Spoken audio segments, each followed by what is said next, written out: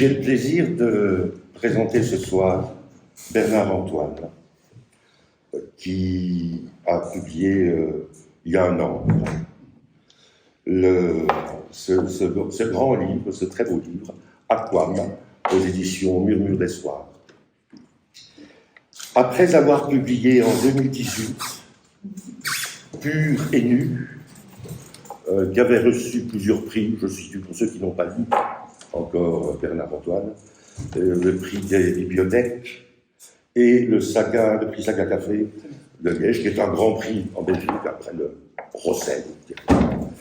Et on découvrait un auteur qui était un écrivain et qui était, je dirais, comme s'il s'était entraîné comme un grand cycliste qui s'entraînerait toute sa vie dans sa chambre et puis soudain sort et gagne le Tour de France. Il y a une dimension de maturité dans vos livres, Bernard, qui a été remarquée par les critiques et par les lecteurs. Alors une maturité, ça voudrait dire peut-être un assagissement, une façon de se poser là. Que du contraire. C'est extrêmement abrasif, c'est extrêmement passionnant et passionné, et il nous présente, Bernard Antoine, dans ce livre, donc Aquam, une vision du monde. Nous avons eu l'occasion d'en parler lors d'un récent entretien, une vision du monde qui est et prophétique, je mets des guillemets à prophétique, et en même temps extrêmement réaliste. Les critiques ont parlé de lui en disant, comme on dit de nombreux écrivains hispano-américains ou belges, on a parlé de réalisme magique.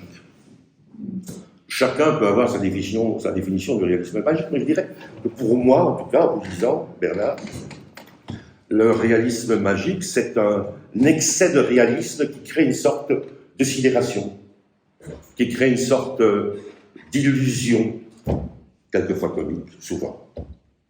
Et voilà, vous êtes déjà d'accord avec ce que je dis en quelques mots pour vous présenter à ceux qui ne vous connaîtraient pas? Absolument. Bien. Eh bien, ça va, nous avons bientôt terminé. La deuxième chose qui nous semble importante, c'est que, après avoir fait des études de sciences de l'éducation, avoir pratiqué plusieurs métiers, vous avez aussi pratiqué le théâtre. C'est ce qui nous a permis aussi de confronter, j'ai été voir après la pluie, de confronter une série de références, d'expériences. On parlait du théâtre, là, il y avait le théâtron, l'endroit où l'on regarde, et puis la scanner, la scène où ça se joue. Et ici, il s'agit vraiment de ça. Il s'agit de nous montrer la scène où ça se joue, et en même temps, de tout le temps tenir le point de vue du théâtre des opérations. Nous reviendrons sur la question du point aveugle par la suite. Alors Bernard, on s'est dit que j'aime pas résumer les choses. J'aime pas trop, parce qu'en général on le fait moins bien que ce qui est fait pour nous. Mais il faut bien un minimum. Vous m'accordez encore 1 minute? C'est un livre, un diptyque. C'est un gros roman. Donc, courageuse éditrice, Françoise Salmon. Courageuse éditrice. C'est un roman qui se passe dans 2 temps, dans 2 endroits, mais 2 endroits proches d'une certaine façon. En 2 temps, la guerre 14-18, 39-45, donc la période du mal, la période de l'effroi, la période des massacres. Et je pense que, je disais à des amis psychanalystes, c'est assez facile pour vous de parler du mal, c'est quand même plus compliqué de parler du bien. Et parce que le mal se donne. 2 jeunes récemment ont été sur WhatsApp, ou enfin je ne sais plus, un truc, ils ont été filmés, se sont filmés en train de torturer des chatons. C'est fréquent, ça se passe partout, tout le temps. Mais il se fait qu'ici, cette première partie du diptyque, ça se passe pendant la Première Guerre mondiale, en 1914, dans un village qui s'appelle Montreux.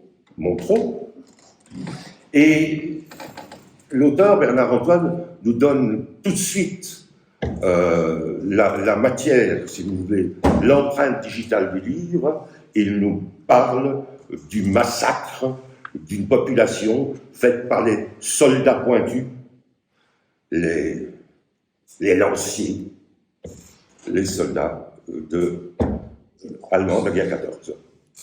Et là, je vais tout de suite, après la deuxième partie, vous me passez la parole, la deuxième partie, et un jeune homme, Jean-Philippe, et c'est une situation, je dirais, théâtrale, tragique, et presque une scène de genre. Pour que vous créiez l'empathie, mettez un enfant ou un jeune, mettez pas un vieillard. Il se fasse tuer, c'est pas très grave. Il a déjà profité. Mettez un enfant, et là, soudain, vous citiez Zola, on peut penser à Hugo, etc. Les enfants sont des personnages d'attraction très forts. Et donc, un enfant assiste au massacre de sa famille, au massacre du village. Il est là, perché sur un arbre, et il est face à un homme beau, fort, sidérant, Kruger, qui mène tous les massacres. Cette première partie, donc un chapitre sur deux, un chapitre sur deux, cette première partie va constamment nous faire entendre et le destin de Kruger, qui lui aussi a connu ce type d'épouvante, et celui de Jean-Philippe. Deuxième partie, Jean-Baptiste. Il y a tellement de personnages qu'on ne va pas l'appeler Nicolas. Ce serait trop. La deuxième partie, donc 1 sur 2, nous sommes en 2025-2027, ce qui n'est pas facile, parce que c'est comme si vous lisiez le journal de demain soir. 2025-2027, ce n'est pas une dystopie 2050, qui est entre guillemets plus facile à imaginer. 2025-2027, on est un peu dans le dérapage de l'accélération de notre quotidien. Et là, nous nous retrouvons à... Toujours à Montreux. Voilà, toujours à Montreux. Et c'est là que la tension se fait. Et à Montreux, eh bien, c'est le théâtre et la scène de ce que nous imaginons, nous voyons, les inondations, le déluge, l'arnaque des crapules, l'arrivée de l'extrême droite qui vient, je dirais, pour casser du métèque, etc., etc. Bref, 2024. Et là, dans cette deuxième pan, eh bien, nous avons des personnages. Il y a un prieur, il y a des femmes, des magnifiques portraits de femmes, autant délirantes qu'inspirées, autant érotiques que mystiques. Et ces deux chapitres, ces deux parties vont sans cesse se faire écho. Je suis assez clair ? Ouais, parce que pour moi, c'est déjà plus grave. Vont sans cesse se faire écho. Alors, dans ce paysage brièvement placé, Bernard-Antoine, qu'est-ce qui vous a amené à tirer le premier fil du pull d'une entreprise romanesque qui a duré des années? 5 ans? Un petit peu moins, je veux dire 3 ans et demi. 3 ans et demi. 3 ans et demi, 4 ans, effectivement. Pourquoi arriver là, dans ces deux lieux, ces deux époques? Donc, pourquoi simplement s'encombrer la vie de toute cette magnifique aventure romanesque où, et je termine vraiment, où les tensions entre l'histoire et la littérature, qui ont toujours été...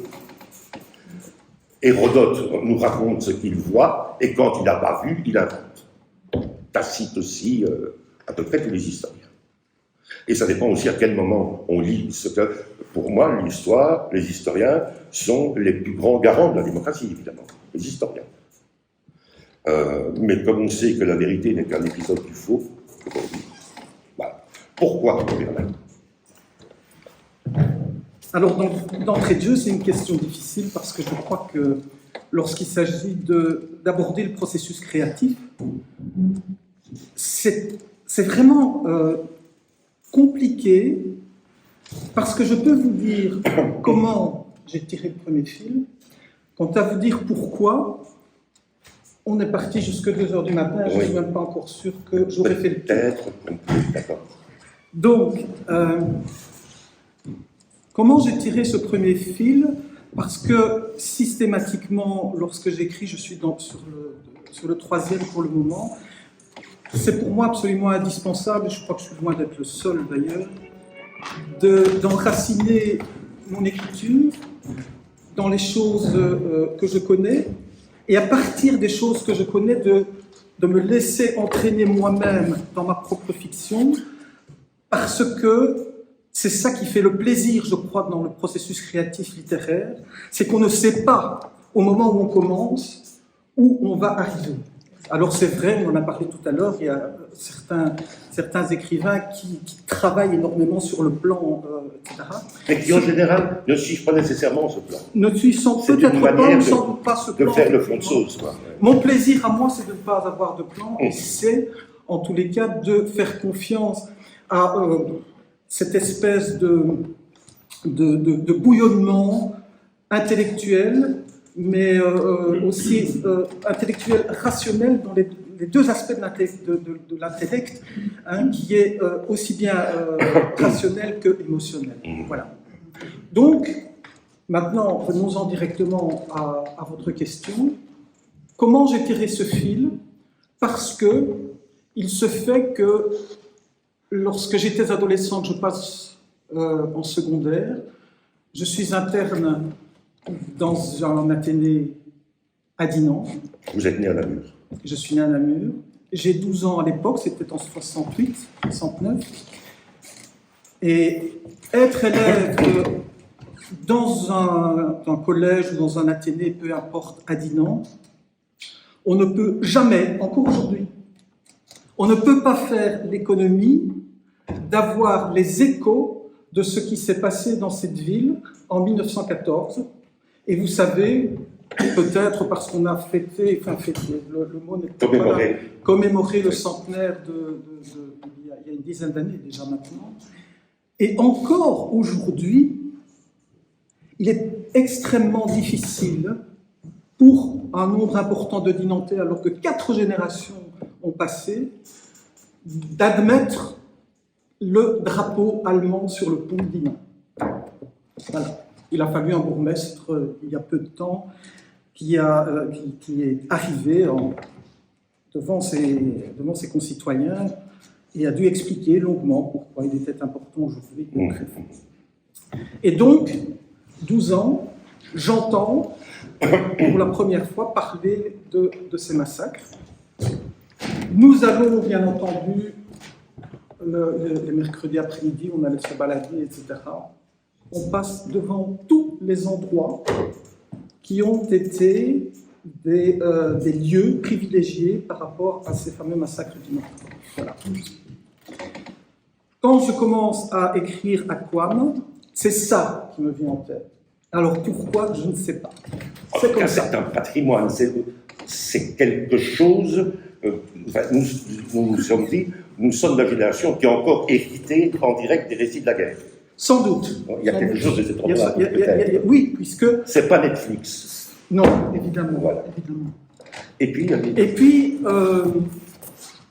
ce massacre-là, il y a un deuxième aspect lié à ma vie personnelle qui joue, c'est que ma mère était infirmière et elle avait pour patron, à l'époque, à Namur, un docteur qui était dinantais et qui était un gamin à l'époque, de 14, qui s'est retrouvé devant le mur avec les Uhlans devant lui, fusil braqué sur une centaine de personnes, fusillade.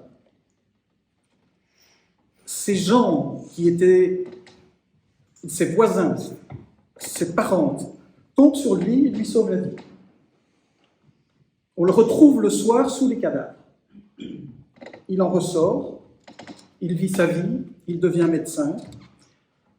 C'était quelqu'un pour lequel ma mère avait une admiration profonde. Et ce personnage-là, que moi personnellement j'ai peu connu, hein, j'étais vraiment gamin à l'époque, ce personnage est resté un peu imprimé dans ma mémoire. Et voilà, et c'est parti. Et c'est parti comme ça. Et puis, j'ai imaginé à partir de là, ce garçon qui a 14 ans hein, à l'époque, dans le livre, il a 14-15 ans, et qui est confronté à l'officier allemand qui va déclencher cette fusillade absolument invraisemblable. Il y a eu, je crois, 340 morts, si mes souvenirs sont bons, qui va déclencher ça. Et puis alors vient là le roman, bientôt. Il fallait que cet officier-là fût une personnalité à ce point brillante, j'utilise le terme à bon escient, brillant, oui, parce que justement, c'eût été trop simple d'avoir un type une espèce de malfrat. Ouais. Non, ici, c'est un officier de cavalerie qui est sur son cheval avec un uniforme absolument rutilant qui tue les parents de ce gamin. C'est le tout début, donc je ne spoil pas. Il voit ses parents, son père d'abord, ses deux jeunes sœurs et sa mère ensuite, être tués à bout portant par cet homme qu'il a vu. Ils se sont vus. Il a vu le gamin. Oui. Et quelque part, il lui dit « Je ne vais pas te tuer » parce que cette perversité qu'il a en lui fait que je vais te laisser vivre avec ce que tu as vu. Ce gamin lit dans les yeux de cet officier, de ce Rittmeister, il lit dans ses yeux « Je te fixe rendez-vous ». Va venir alors, et ça on part alors dans la première partie, la première partie du roman, à savoir la vengeance. Voilà, alors on parlait d'une dimension spirituelle, on entend aussi, il y a quelque chose de l'ordre du sacré aussi, dans ce que vous venez de raconter. Hein. Est-ce que la vengeance est intéressante, ou bien, comme nous en parlons, un processus de vengeance, c'est-à-dire une vengeance qui germine, qui contamine tout. La vengeance est un sentiment qui est extrêmement humain. On le sait, ça. Ce que j'ai voulu faire ici, c'était effectivement utiliser ce sentiment de vengeance pour donner le moteur à ce personnage dans le cadre des 30-40 années pendant lesquelles on va le suivre même un peu plus longtemps, mais oui.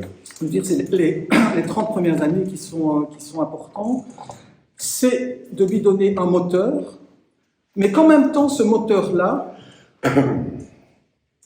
évolue vers autre chose que la vengeance pure et bête. Une vengeance pure et bête est quand même moins dangereuse. Parce que on peut la lire assez facilement, je dirais. Mm-hmm. Et ici, je vais vous lire un extrait. Du haut de sa monture, la mort profite, calme, presque suave, laissant à la piétaille le soin des coups de crosse et de botte. Une jeune femme, robe rose et corsage blanc, ne peut la quitter des yeux. Jamais elle n'a vu d'homme aussi beau. Le regard se croise, la mort lui sourit, ses cheveux dorent son casque. Le bleu de ses yeux transperce la fumée et l'odeur de poudre. Il va nous parler, pense-t-elle. Eux, ils ne le savent pas encore, mais moi je sais. Leur sauveur est devant eux, sur son cheval fier, beau comme un archange. Il va leur parler, il va leur dire de rentrer chez eux, que cette guerre ne les concerne pas, qu'ils se battent contre les Français, qui sont de l'autre côté du fleuve, pas contre eux. Cette perversité, elle passe aussi évidemment par si je voulais bien, par le processus du faux, de la falsification, du mensonge, de tout ce qui fait les horreurs de l'histoire qui se dévoilent par pans petit à petit, de décennies en siècles. Mais c'est en tout cas annoncer, c'est abuser. Abuser est plus pervers que tout, d'une certaine façon. Vous êtes d'accord avec cette notion aussi de cette peste dans Kruger qui va courir pendant tout le livre? Oui, tout à fait. Kruger, d'ailleurs, est un personnage qui est, de manière très importante dans le livre, fictionné, si je puis me permettre, ce néologisme n'est pas très joli, mais qui a effectivement existé. Hein. C'était le Gauleiter de Pologne entre 1942 et 1944, qui a lui-même, et vous le disiez tout à l'heure, perdu son père à la guerre pendant la bataille de Liège, en 1914, donc là. On revient à la vengeance. On revient à la vengeance, absolument. Et un personnage comme Kruger qui va se rapprocher par la suite du nazisme, forcément, puisque je vous disais qu'il était Gauleiter de Pologne, ce qui veut dire que c'est quelqu'un qui, à l'époque, a été à la base de la mise en place de 2 ou 3 camps, de camps de concentration, un camp d'extermination en Pologne. C'était un personnage tout trouvé, me semble-t-il, pour symboliser cette perversité du tueur de sang-froid, du tueur qui... Excusez-moi, je l'ai coupé. Juste au moment du tueur, qui prend cette espèce de... c'est toujours compliqué de dire ça, cette espèce de plaisir, mais oui, je crois qu'il y a dans certaines formes de perversité, une forme de plaisir dans le mal absolu. Et il me fallait un personnage d'une certaine trempe en termes de perversité. Et j'ai trouvé dans mes recherches ce Kruger, qui est un personnage formidablement pervers. J'avais évoqué excusez-moi, j'ai coupé le son, j'ai pas pensé à le couper complètement. Voilà, je devais m'en laver. J'ai raconté un témoignage de famille, ma mère. Je l'interviewais il y a une trentaine d'années pour une émission radio. Et elle me parlait du patron de Rex, du président de Rex, de Graine. Et elle disait, nous étions petites filles, petits garçons, petites filles, et on le regardait tout en noir, avec sa cape sur son cheval, avec qu'est-ce qu'il était beau. Et c'est ça notre humanité. Et évidemment, elle n'en connaissait pas encore la dimension maléfique. Sinon, les contes n'existeraient pas, madame. Donc, qu'est-ce qui était beau? Qu'est-ce qui était impressionnant? Elle ne parlait pas d'un prince charmant. Qu'est-ce qui était impressionnant? Qu'est-ce qu'il était fascinant, sidérant, maléfique? On parle de la beauté du diable. On parle de la beauté du diable. Et donc, ça, c'est ce qui court pendant une grosse partie, sachant que nous sommes ici dans une question du rapport de l'histoire et de la littérature, c'est-à-dire qu'est-ce qui va nous permettre de voir, et on vient là à la question du point aveugle, c'est l'endroit de la rétine où l'œil ne perçoit pas, ne voit pas, et un critique espagnol qui a publié un livre qui s'appelle Le point aveugle, rappelle à quel point c'est l'endroit de la littérature. D'aller dans ce lieu que nous ne voyons pas directement, que nous n'apercevons pas, et le lecteur est aussi dans ce point aveugle d'une certaine façon. Il capte ce que le narrateur, ce que l'auteur va lui permettre d'entrevoir, alors que nous ne sommes pas nécessairement dans la vertu exposée de l'histoire. Et vous avez beaucoup travaillé sur cette dimension de dévoilement. Oui, je le travaille.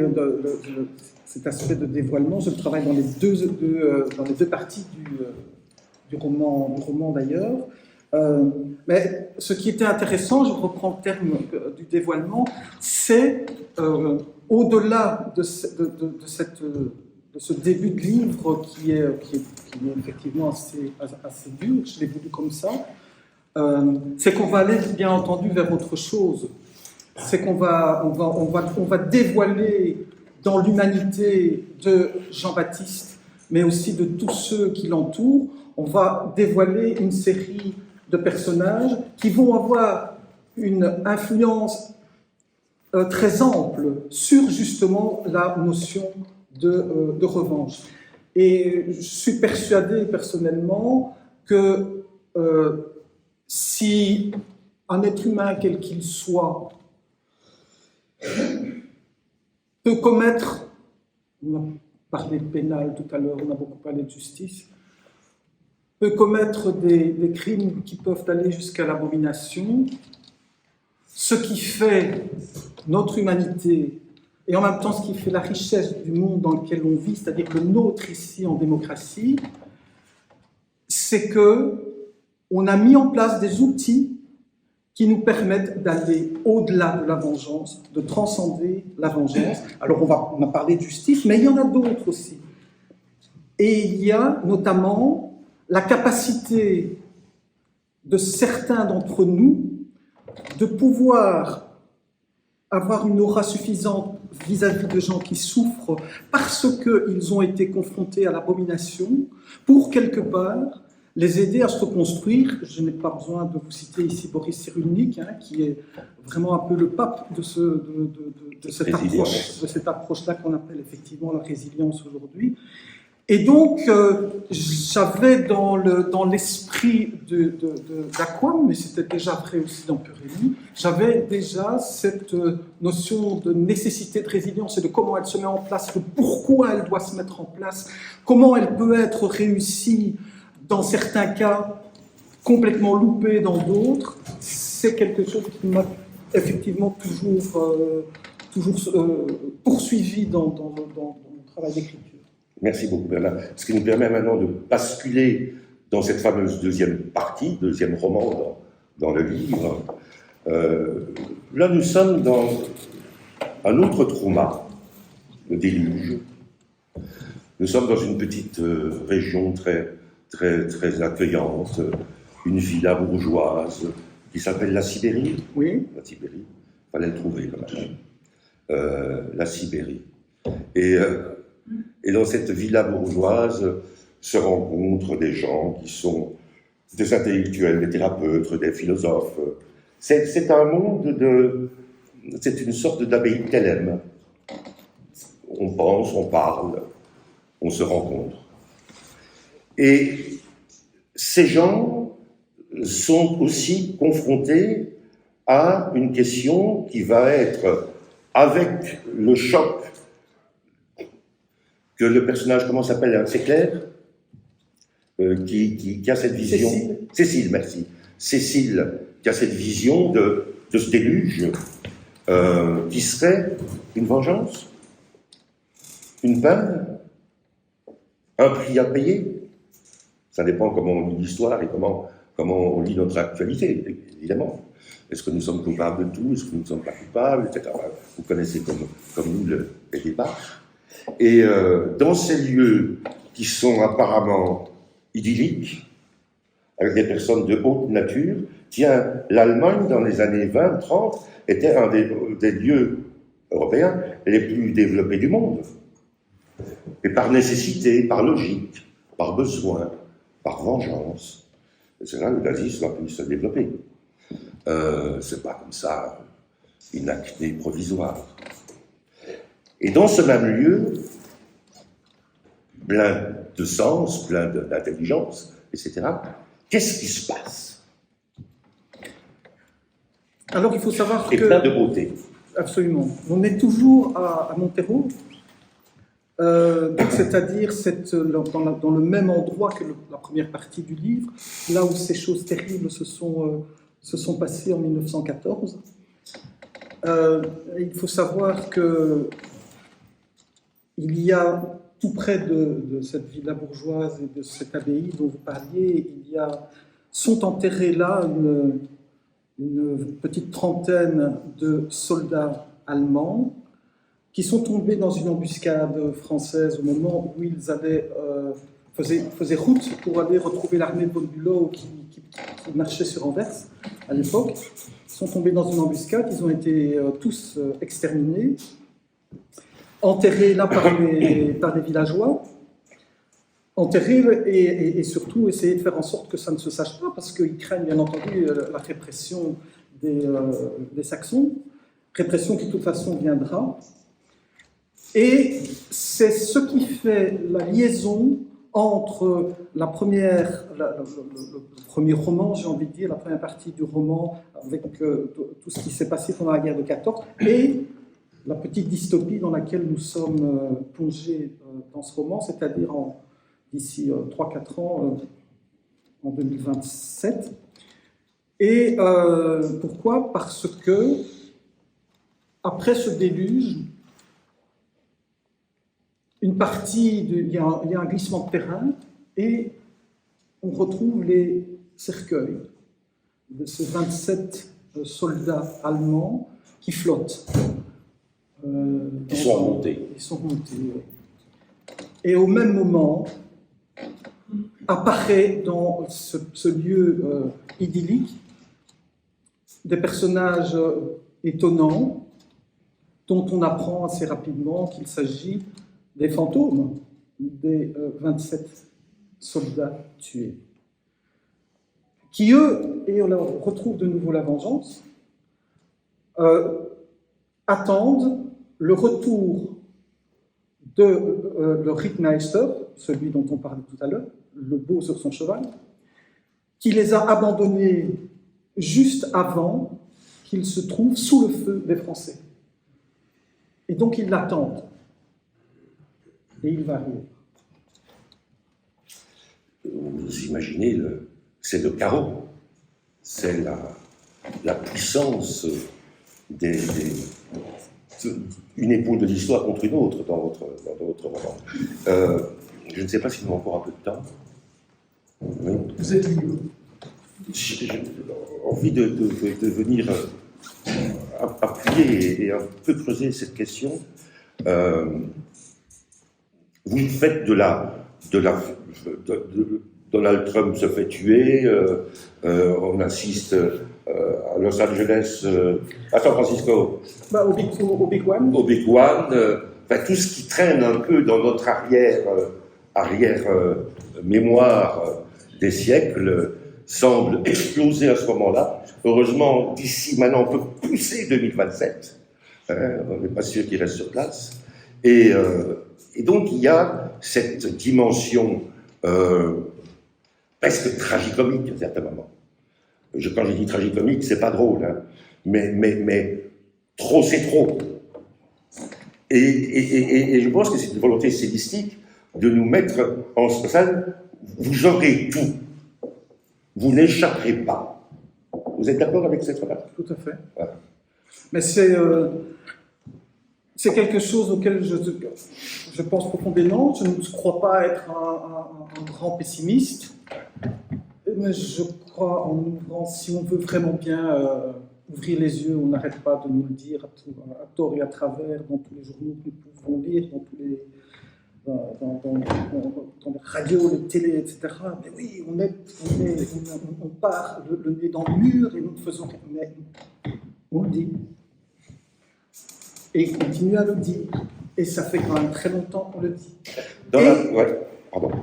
Et je me suis laissé, effectivement, je me suis laissé écrire la catastrophe dans laquelle nous allons, parce que je crois que c'est ce vers que nous allons. Et je dis, je ne suis pas nécessairement pessimiste, et je me lève tous les matins en me disant, une nouvelle journée m'attend. Ça ne m'empêche pas de voir quelque part la tragédie la tragédie qui nous menace. Et je la symbolise dans le livre, je la symbolise par effectivement ce fameux tremblement de terre dont on nous parle depuis longtemps et qui arrivera un jour ou l'autre aux États-Unis. Comme à Istanbul, c'était annoncé. Par exemple, le fameux Big One, ce qui m'amène aussi un petit peu à approcher d'une certaine manière une forme de géopolitique dans cette deuxième partie. Voilà, c'est ça qui est à la base et qui reste à la base de ma fiction, de cette fiction-là. J'espère que ça restera fiction. Nous l'espérons tous. Nous l'espérons tous.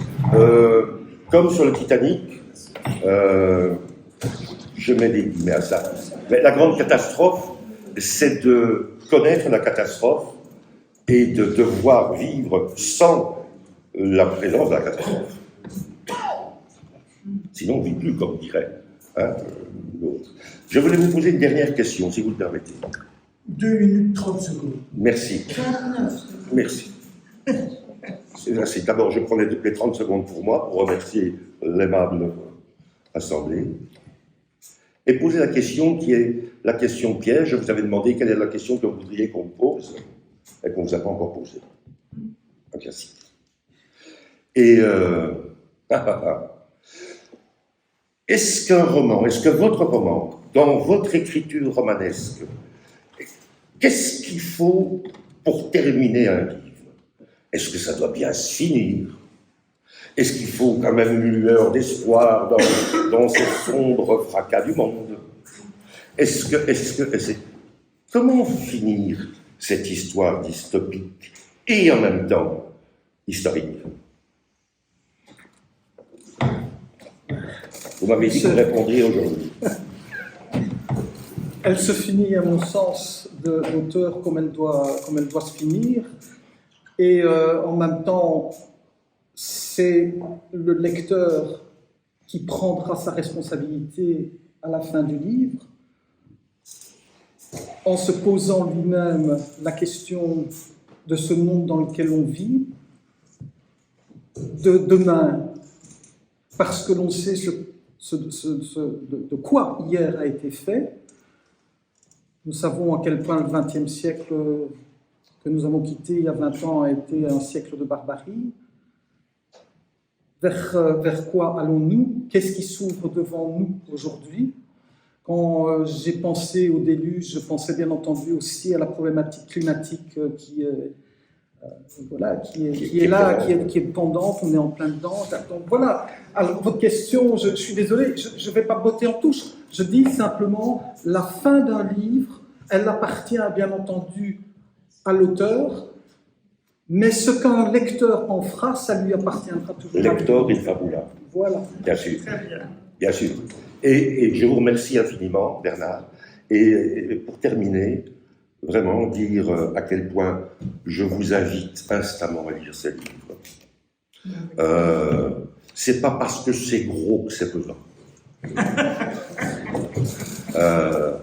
Et je vous dis une dernière chose, ce qui a amené probablement Bernard, il m'en a parlé, à la littérature, c'est la dimension des grands larges de la littérature américaine. Où dans la littérature américaine, globalement, l'espace est ouvert, et dans la littérature européenne, globalement, on est dans l'enclos. Il y a des milliers d'exceptions, mais dans le théâtre, c'est un grand aussi. Et donc, il y a cette dimension-là aussi dans ce livre. Merci beaucoup, Bernard. Merci à vous.